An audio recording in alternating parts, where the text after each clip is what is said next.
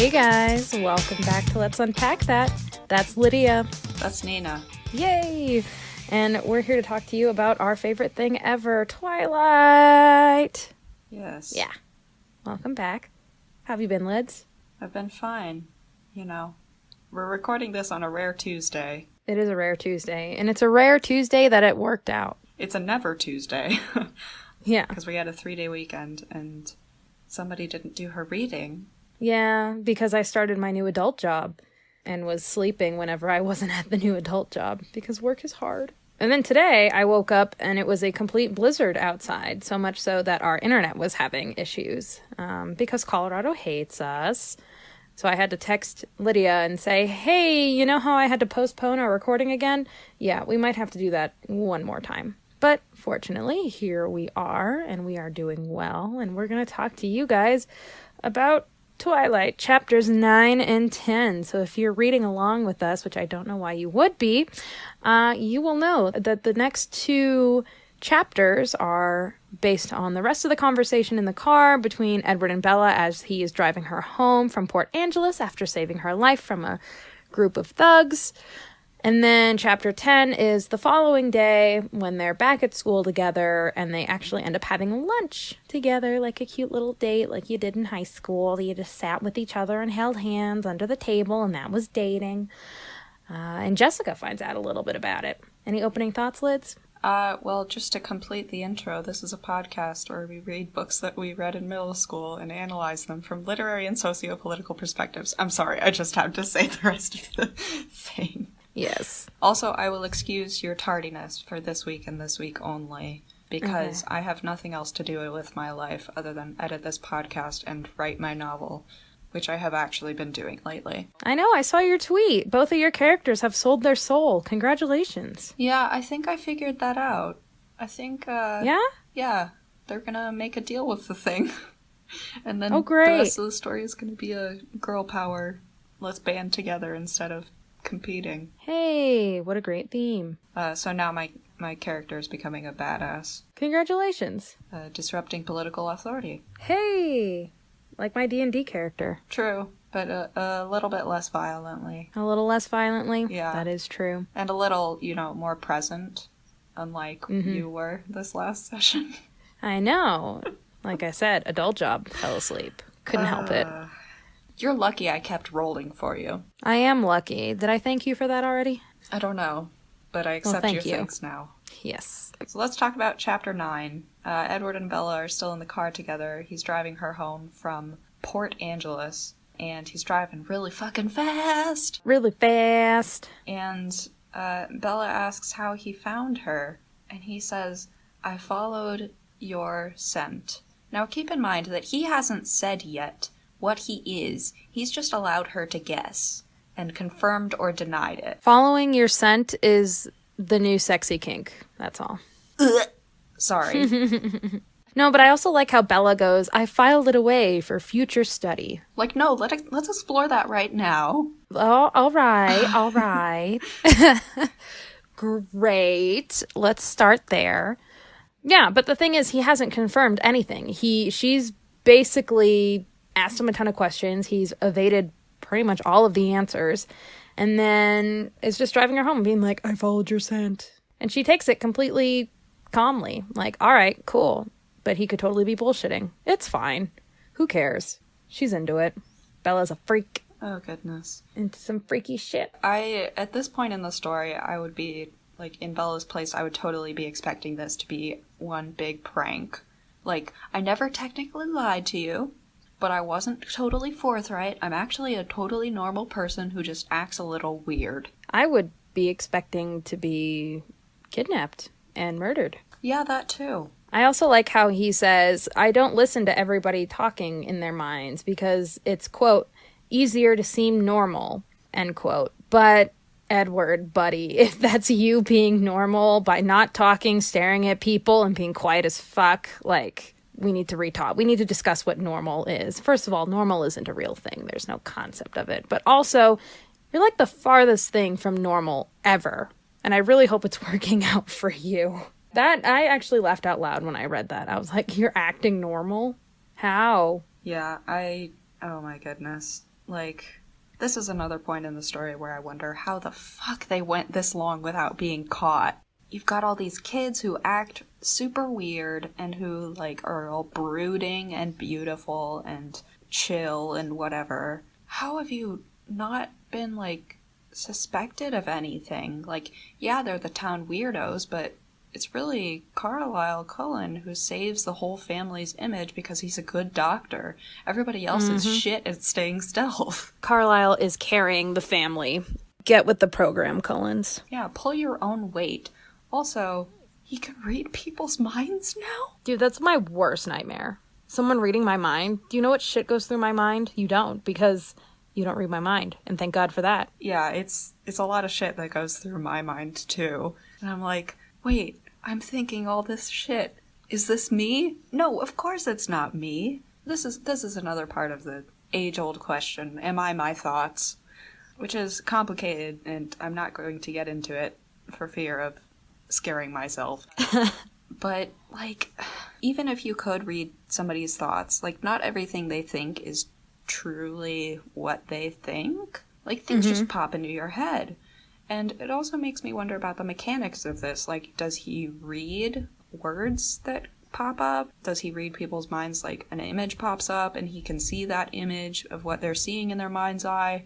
How does that work? And how, if you could condense a person's thoughts even for 1 second into a consumable bit, could anybody fathom that? Because there's so much going on there. Yeah.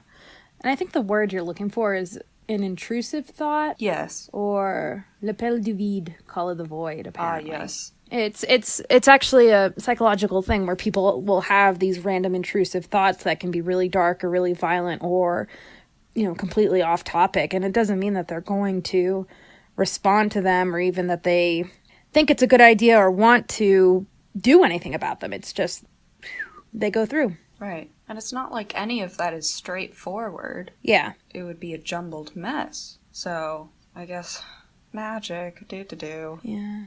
And here's a moment where my 17-year-old self relates so hard with Bella. She automatically assumed that something is wrong with her because he can't hear her thoughts. She was like, wow, you can't hear my thoughts. I must be the freak. And I'm like, wow, that's actually a very typical teenage girl thing to jump to, I think, is assuming that something's wrong with them. I don't know. My first thought is like when you break up with somebody, especially when you're young, you're like, what did I do wrong? You could probably do that at any age, but thinking, what did I do wrong when you might not have done anything wrong? It could have just been the situation. It was just kind of an interesting moment where she's like, hey, I'm the one who's a freak. On the flip side, he also says, like, I'm the one who can hear thoughts, but you are the one who thinks you are a freak. It's a good point, but also still condescending. And I wrote down in my notes, can he not be an asshole for one page, please? Yeah, he's such an asshole. Oh, he's such a dick. And it's nice that he pointed out, like, hey, I'm the one who can read minds. You're fine. But at the same time, just stop being a dick, dude. It also calls back to the fact that Bella is very much the protagonist of her own story in her head. Like, she has a sort of superiority complex, which didn't we all as teenage girls? No. Oh, I did. I might still. Oh, goodness. I don't know. I will neither confirm nor deny. But not so much the whole world revolves around me as you get information and you immediately synthesize it in relation to yourself, which I think is natural for a lot of people, even beyond teenage girls. Oh, true. This whole conversation is a bit awkward. The whole conversation... Do you mean the conversation we're having now, or the conversation that they're having in the book? The conversation that they're having in the book about mind reading. And again, like, he could be bullshitting her. Because, like, oh, I can read everybody's mind except for yours. And so, like, then she can't prove it. Yeah. Why is she taking everything that he says at face value? Reading it when you're 12, you're thinking, like, wow, these guys are so mature and adulty. And now reading it at age 23, it's a little bit more like, oh, wow, okay. Like, these are really teenagers. Mm-hmm. If you think about it, Meyer's really captured what it is to be a teenager in a lot of these pages. Yeah, in a lot of ways, yeah. Holy crow, Nina. Holy crow! Holy crow! Holy crow, Bella. Say that one more time. What the fuck? If someone was going 100 miles an hour in a car, I wouldn't say holy crow. I'd be like, holy fucking shit. Are you out of your goddamn mind? At least holy cow. At least Holy cow. What's wrong with holy cow? Are crows just more holier than thou? Is holy crow an Arizona thing? I don't know. I mean, I doubt it. I don't think it is. I think it's a Mormon thing. Yeah, I think you're right. But why? What's wrong with the cow? Cows can't be holy? And what's holy about a crow? But like, seriously, holy shit, Bella. You wouldn't say holy crow in a car going 100 miles an hour. Yeah, it stands out in the dialogue. It's so funny. I wonder how this book would be different if they used language the way actual teenagers talk. Well, for one thing, teenagers used to talk very differently, which is interesting. It's so interesting. Well, you know, what I was thinking about today, I was texting somebody and we were just sending GIFs back and forth to each other, but we were having a whole conversation through GIFs. Mm-hmm. And I was sitting there after that and was like, wow, language is so cool. Look at how we're evolving. Yeah. It was neato, guys. It's the shit that I love. Look for my book on communication and language coming out in 2030. I'm waiting for the onslaught of graduate papers about the influences of GIFs and Vines and any kind of short form meme video media that we share with one another because we have smartphones, and like how that has affected communication. I want to see that. So there's a book, and I'm probably going to go back and buy it. I didn't buy it at the time because it was right before Christmas, and I needed to actually buy presents and not books for myself. But at Barnes & Noble, there was a book called The Emoji Code by Vivian Evans, and it says, The Emoji Code, the linguistics behind smiley faces and scaredy cats. And I'm actually really stoked to go back and buy it, and I'm really glad that we're having this conversation because I forgot about this book. And now I'm excited to go and read it. It's going to be added to my to-read shelf. Nice. Also, I like Edward saying, I hate driving slow, because that's literally all of my ex-boyfriends ever note why I always drive. Well, even you drive faster than I do. That's true. But, you know, sometimes going faster than 20 miles an hour means you get to places faster than going 20 miles an hour. I go faster than 20 miles an hour. I just adhere to the speed limit. Or 5 miles per hour above the speed limit. So do I, when it's convenient. When it's convenient. That's the key. Yeah. Speaking of convenience, we're back to Jacob Black. Yes. Get it? Tell me all about him. Get it? Back to Black? Back to Black. Also, talk about convenience because he's the... Oh, God. What's the word I'm looking for? He's the easy way out. He's the nice guy. He's just for convenience. Mm-hmm. Poor Jacob Black. Yeah. So in Chapter 9, Bella outright admits that she manipulated Jacob into telling her about the cold ones and the werewolves and stuff, which, first of all, is shitty, because people of color don't owe white people their stories or their legends or their cultures or anything. Mm-hmm. But she's just so casual about it. Yeah, I just kind of took advantage of this 15-year-old kid, no big. She's telling Edward about it, and she says, I edited all my scheming out of the story. And like, scheming? Oh, what an evil you're so word. bad, Bella. She also tells him, so I got Jacob alone, and I tricked it out of him.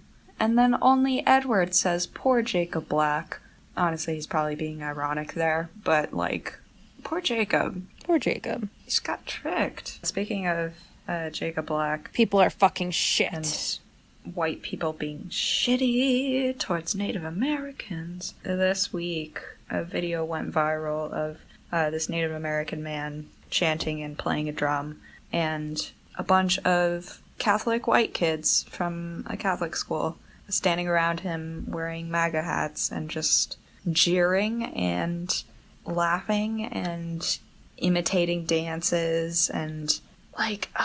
Did you watch it? I did not watch it with sound because I could not stand it. I don't know how I've avoided it, but I can't watch it. Like, it's gonna make me so angry and so upset. I was really fired up, which is why I added this huge giant paragraph into our notes. I feel like I have to say this every time we mention Jacob Black, and I've already said it in this episode, but people of color do not owe white people shit. After all that has happened, after everything that has been done to people of color in this country, on this continent, that is being done right now, no, nobody owes white people anything for being white. Yeah, no, and the thing is, it's like, it's a difficult topic because, you know, there's always going to be people who are like, well, now you're being, like, reverse racist. No, reverse racism doesn't exist. So, you know, when we say that white people of color don't owe white people shit, it's not as if we're trying to say... white people don't deserve anything. Yeah,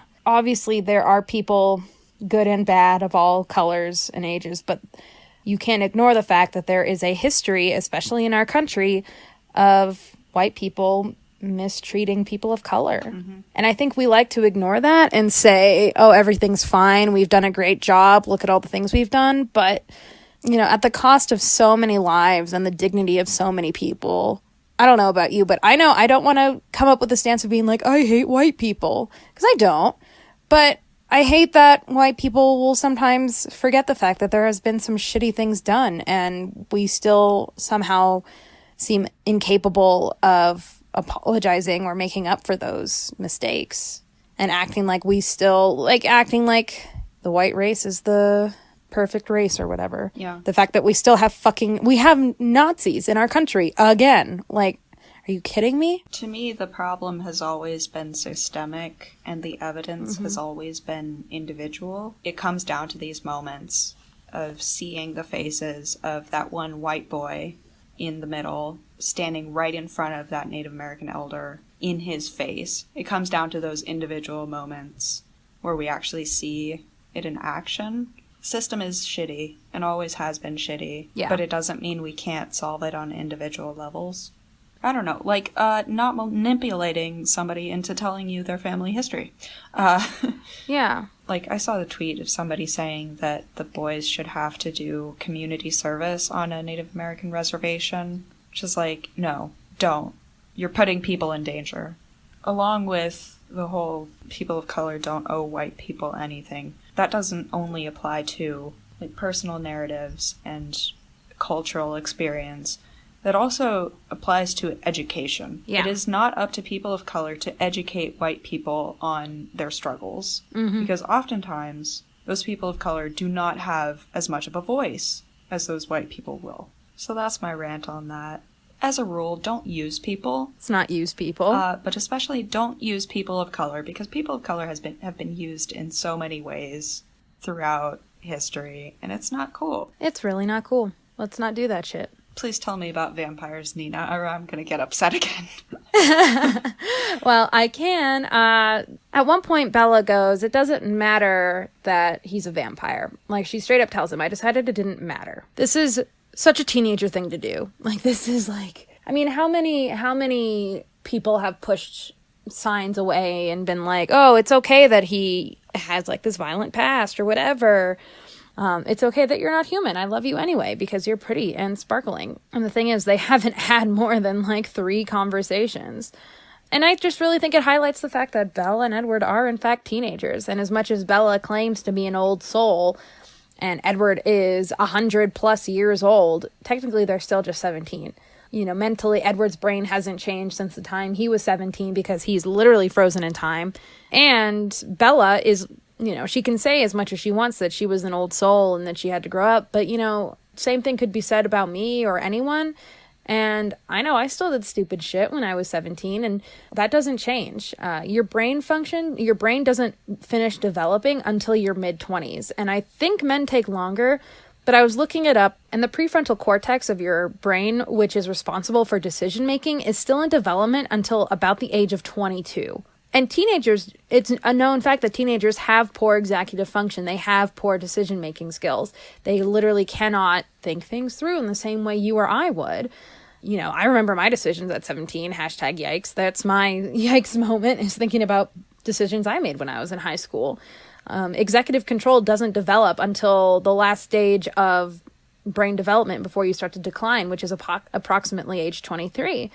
So if you think about it, these are very teenager-like emotions, falling in love almost at first sight, and this kind of crazy attraction and commitment to one another. It's something that I think has happened in real life where teenagers meet each other and, I mean, heck, Romeo and Juliet. But also, oh my God, you're perfect and you talk to me and you make me laugh and I'm going to like stay with you forever. And it's like these crazy things. They're making these decisions and they just don't have these life experiences or decision-making skills to kind of see beyond that. I'm just underlining the fact that these guys are teenagers. As much as I claim they're not, they are. They haven't changed. So these are all poor decisions. You know, there's a part of us that wants to say, oh, Bella knows what she's doing because she's basically like the mom of the entire story. No, not really. And that's why she's basically saying it doesn't matter that you're a vampire because she's making these rash decisions. I have a question for you, Nina. In relation to that, it might make sense that if Edward's brain hasn't changed since he was 17 and he's been 17 for so long, he might be stuck in that mentality. Why does he have such a superiority complex around his age and his supposed wisdom? Is that I don't Have you met think a 17-year-old guy? I don't think that's a teenager thing. I think that's unique to him as an over 100-year-old creature, is he thinks he's better than everyone because of that. Maybe the 17-year-old brain functions just enhance that? No, I mean, maybe I'm just overgeneralizing, but I definitely had guy friends who thought that they were the shit. I mean, I had a boyfriend who thought he was just God's gift to the planet. But did any of them have a real reason for thinking that? Like, did any of them have a real way to back that up? Like, I feel like Edward has a way to back it up because he's over 100 years old, but normal 17-year-olds don't. Yeah, but in their minds they did. You know, one of them was because he was super smart and thought that he could rule the world because he was super smart. The other one thought he was above everyone because he was this super devout Christian and could do nothing wrong. Edward doesn't have a religion or is not making these claims off of intelligence, but he's saying like, oh, I've seen so much. You should see how much I've learned and grown and changed, when biologically he hasn't. So he can claim all these things at once, even though it really has nothing to do with it. The same way claiming intelligence or your religion puts you above other people. Oh, I see. Okay, that makes a lot of sense. He can't back it up in the same way that normal teenagers can't back it up because he hasn't learned anything in 100 plus years. No. He hasn't developed or grown any. Mm-mm. He's just been repeating the same couple of years over and over. Yeah. He has memories and he has experiences that he can draw on. And I'm sure, you know, I mean, you read about teenagers who have been left in really horrible situations and have been forced to grow up. And there are definitely 17-year-old kids out there who have made these executive decisions and have to act like adults. Like I'm, you know, maybe in a single parent household or something like that. But at the end of the day, physically, they are still teenagers. That is a biological trait that has not changed, that the brain is still developing, and Edward's just hasn't.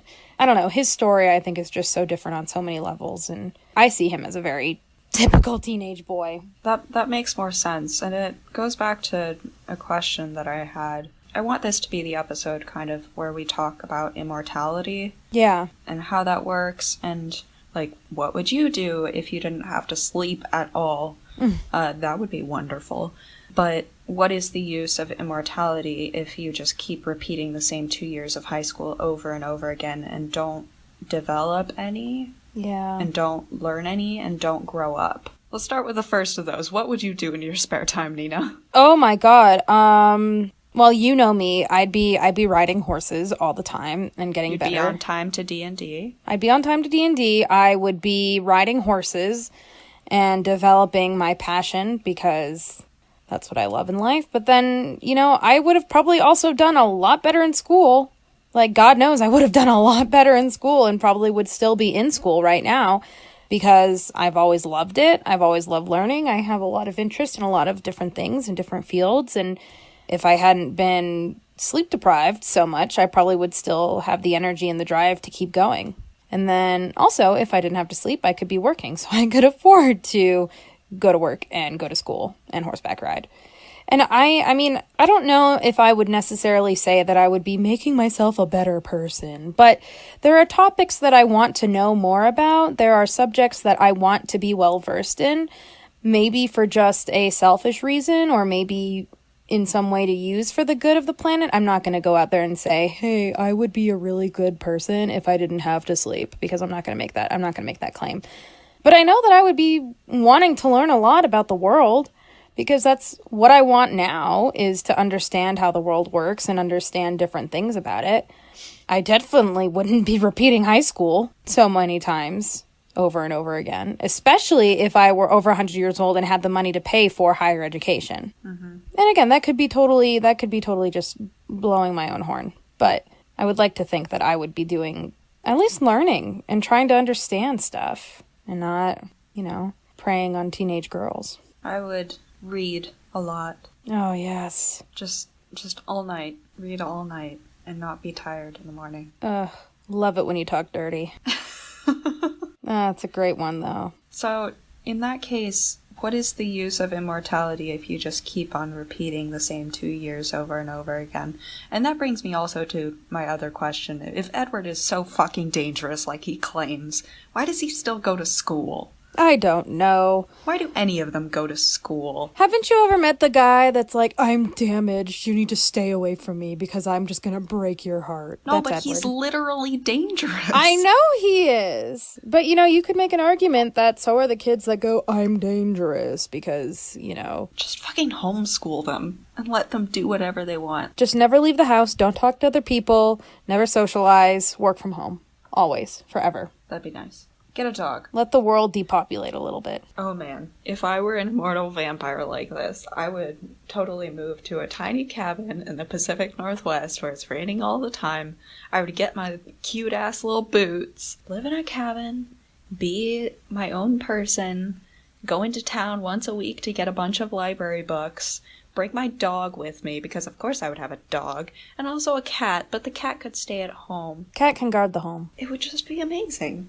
Work from home nice. And don't worry about anything ever again because you have so much time. You have so much time. All the books you could read. God, I'm looking at my bookshelf right now thinking oh, my babies. Especially if you could have the attention span to go along with not needing sleep. My problem isn't so much that I'm just tired. It's that when I get tired, my attention span tends to go, mm-hmm. and I can't focus on the books that I'm reading. But the thing is, now you have forever to cultivate your attention span. I know. That's a good point. I don't think Edward realizes the gift he has been given. All the books he could read, the goddamn asshole. See, I'm gonna take all this back when I find out how he became a vampire, but I'm saying it now. Well, and also on the topic of immortality, jumping back to teenagers and not developing, in the last book, there's kind of the two plot lines that are smushed into Breaking Dawn, which is why they pretty much broke up the movies into two parts. So the first half of the book is dealing with oh my god, Bella's pregnant with this crazy vampire spawn thing. Can't happen, magical boner. But then the second half of the book is someone discovers that they've had a child, but she only sees the child, the person who turns them into the Volturi sees the child from a distance and assumes that it is an immortal child. And it gets into this history of immortal children where people had been turning young kids, toddlers, 10-year-olds, into vampires and wanting to keep them as their child forever. This kind of, I don't know, sick, I want a baby, so I'm just going to make one that will never grow up. And so what happened in the way that it's described in the book is that they become wild and unmanageable. They become a threat to the vampire society and could potentially expose the vampires to the human world, which is why they were all banned. And that's something that is kind of the central conflict in the last book, is because, oh my god, look, Bella and Edward made a immortal child. Is Renesmee gonna stay tiny forever? No, she doesn't. She grows up, but isn't that against those rules? So the thing is it's all very much look how I'm gonna weave everything together and make it all work out so no one has to die kind of writing. Essentially, it's discovered that Renesmee was born of a human fathered by a vampire. The immortal children that they are talking about in the books are actually children that were bitten and frozen in that time. So 100% vampires. Renesmee in the book is supposed to be half human. And the only way they really kind of get out of that scrape is, spoiler alert, they find another half-human vampire person. And it's like all wrapped up in such a pretty little thing because, you know, Edward and Bella are worried, like, oh my God, she's grown, because she grows really fast. Like at 6 months old, she looks like a 7-year-old. And they're like, oh my God, we're going to have like no time with her. And then the other guy shows up and is like, just kidding. I stopped growing at like age 18, just like my mom. Huh? And then he's like, I can eat human food and drink blood. And it's like all perfectly wrapped together in a way that's like, all right, you're just writing bullshit to save it. Anyway, I don't know why this makes me so mad. It's just, you know, she just goes out of her way to make it tie up all the loose ends in a way that just doesn't even seem feasible in her crazy vampire world. But then again, maybe I'm just being hypercritical. No, that makes sense. Like, you build up the world, and then you can't just break the rules for the sake of your special main character. Like, that's how I ended up with 2 cursed main characters. Like, yeah. And I was like, oh shit, now I have to deal with this. Because you gotta deal with the consequences of your world building. Yes. But we're not talking about Breaking Dawn. No, we're not. But that's what I was kind of going back to, was with the whole teenager thing. It could be argued that all of the Cullens are immortal children because they are technically all teenagers, except for like Carlisle and Esme. I think Carlisle's like 23, isn't he? But Edward's definitely 17, so he could be considered an immortal child. And I don't know how old Alice and Jasper are, but I think they're assumed to be around the same age. So that's, again, kind of breaking the rules because they're not going to grow and develop. And you could say, I mean, teenagers are fucking crazy. Who wants an immortal teenager? Yeah. They might cause more mayhem and havoc than an immortal child. Like, what? How does that make any sense? It doesn't make any sense. Anyway, that's where I'm going. That's what I've got from that. But it's okay because he's pretty. Break all the rules for the pretty boy. Just like Jessica says. Mm-hmm. Chapter 10, he is unbelievably gorgeous. Jessica shrugged as if this excused any flaws, which, in her book, it probably did. It does in your book too, Bella. Don't lie to yourself. Don't lie to yourself, girl. Are you kidding me? No, like, she's literally excusing all of her flaws because he dazzles her. Mm-hmm. Edward's always condescending to girls. And I like how he goes, we try to blend in. Lol, nope. Did you want to talk a little bit about the relationship dynamics, or did we want to... Sure, let's talk about the relationship dynamics in Chapter 10. So, in Chapter 10, Edward says, I'll hurt myself to keep from hurting you. To keep you safe. Hey, let's talk about how that's really unhealthy behavior. 1, if you are a danger to yourself or others, check yourself into a hospital. Please. That is one of the few medical disclaimers that they put on a lot of things. 2, don't set yourself on fire to keep someone else warm. God, please don't. If you can, don't put yourself into that situation. Yeah. And Edward is knowingly putting himself into a situation where he knows that he could hurt the person he likes, which is not cool because she could get hurt. He has also, as a 17-year-old, accepted the risk of, I might have to stake myself if it means that Bella lives, which is stupid. Don't do it. I mean, and it's, again, setting up, going back to the theme of impressionable youth reading this book. How many people are like, I'm going to save this person and do everything I can for them because I love them, and then end up sucking the life out of themselves. Mm-hmm. It's just not right. You need to be with someone who builds you up and supports you. Yeah. And wants you to be a better person. And there has to be that balance in a relationship. Like, this relationship is so unbalanced. 1, because Bella owes him her life several times over because he's saved her life several times, but also because he's so much better than she is, and he knows it. Like, he is stronger, he is more able, he has these supernatural abilities, and like we've talked about this before, he is supernaturally capable of keeping her safe, but that doesn't mean that he is justified in going into that being prepared to hurt himself in order to save her. Because, like, a relationship isn't about saving someone. You encounter that in rare cases where people save each other, but a relationship usually does not work if one person is just trying to save the other. And kind of weirdly, we encounter this a lot with women trying to save men, in a way, almost trying to parent and mother men in relationships. Yeah. Oh, it's true. And yet here, it's Edward trying to save Bella. And parent her. Did you see? He, like, gets her a whole lunch and is like, here, eat food. Her. which is pretty gross. I mean, it's always gross. Like, gals with boyfriends, you do not need to be your boyfriend's mom. No, please don't be. So, like, how about let's take a step back? Nobody needs to get hurt, and we'll just go along through our lives. Let's talk about grizzly bears. I'm going to preface this with my favorite podcast is My Favorite Murder. It's really funny. It's a comedy podcast that talks about murder because it's Georgia Hardsark and Karen Kilgariff are my queens. And there's this one animator who's been going around and making little clips of the things that they say. And I'm just going to send you one, but I'm just going to I'm going to send this to you afterwards, but just for anyone who listens, please look up My Favorite Murder animated cocaine bear. What? And it's like that. What? It's like, it is so funny, and I was watching it this morning and crying and laughing. And then I read your notes this morning about grizzly bears. They're a protected species. And I was just sitting there laughing just indefinitely. And my mom was like, what's so funny? And I'm like, it's nothing.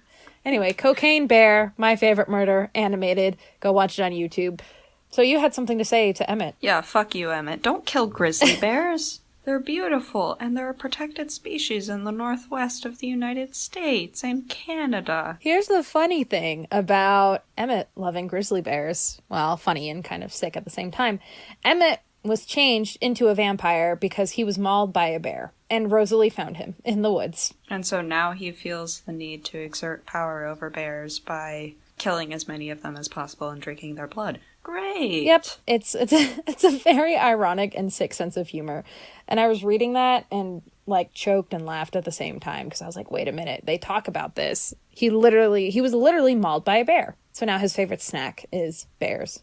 You see that one meme? This was like probably way back in the early creation of memes, but this guy saying, they say weed is good for you because it's natural. But you know what else is natural? Bears. I don't know if you remember that, but it's just this guy in a green shirt going like, fuck that. You know what else is natural? Bears. I don't remember that. Oh my god, okay, I'm gonna send that to you along with the cocaine bear. Okay, good.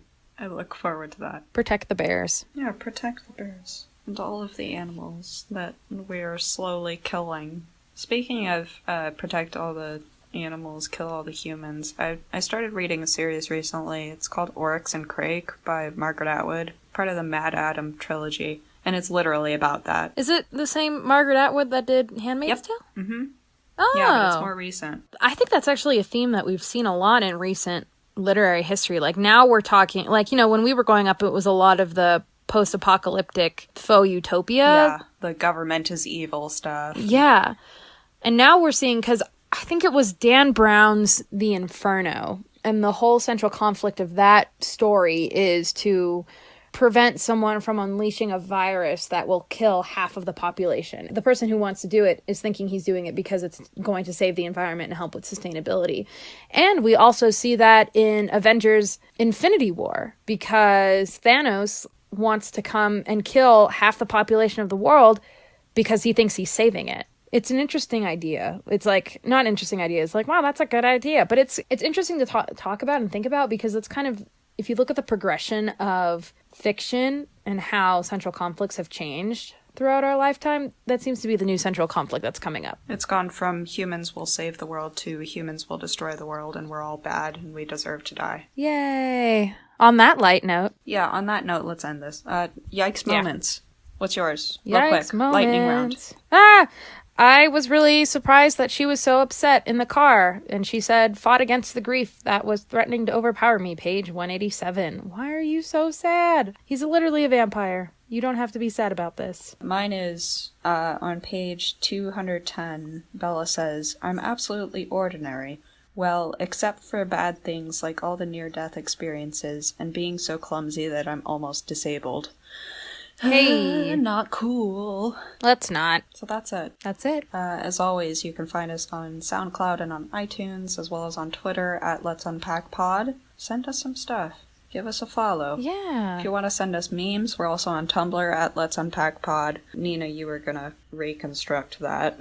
It's in the works. Also, talk to us on Twitter. Make us feel special. Yeah, so we'll put up a new episode in 2 weeks, and we will see you then. Thanks for sticking with us, guys. And always do it for the vamps.